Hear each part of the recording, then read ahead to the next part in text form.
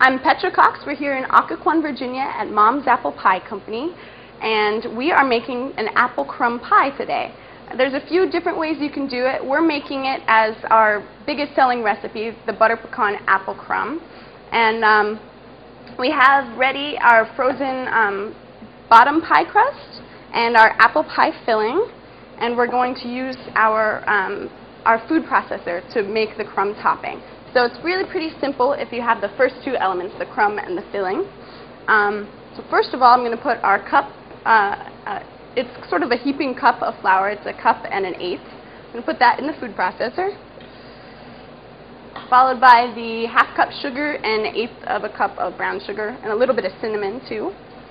I like sort of the richer molasses flavor, so it's nice to use dark brown sugar. And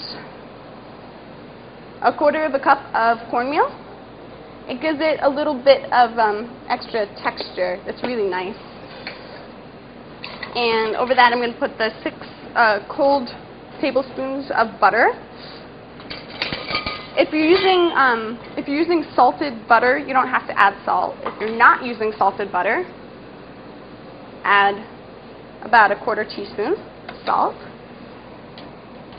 And if you like, you can add a half teaspoon of vanilla. Just adds a nice mellow flavor to everything. So we're putting all of those things in first. And I'm just going to pulse this a little bit to combine the ingredients. And then I'm going to turn the food processor on until the butter's chopped up into smaller pieces.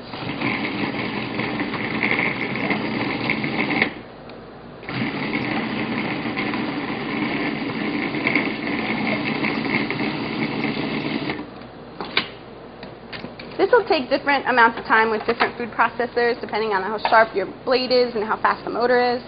But this is what it looks like for us right now. The butter's in sort of bigger pieces. Everything else is combined. And we have varying sizes of pieces of butter.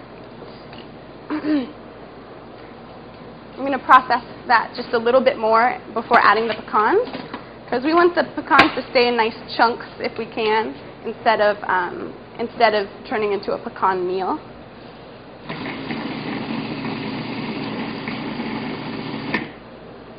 All right. So here we have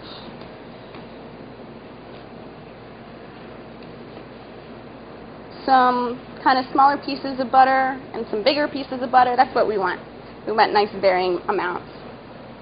And then I'm going to add the third cup of pecans as the last step. And like I said in the beginning, if you'd like to skip the cornmeal and the pecans, you could opt for maybe half a cup of rolled oats instead if you like an oat topping.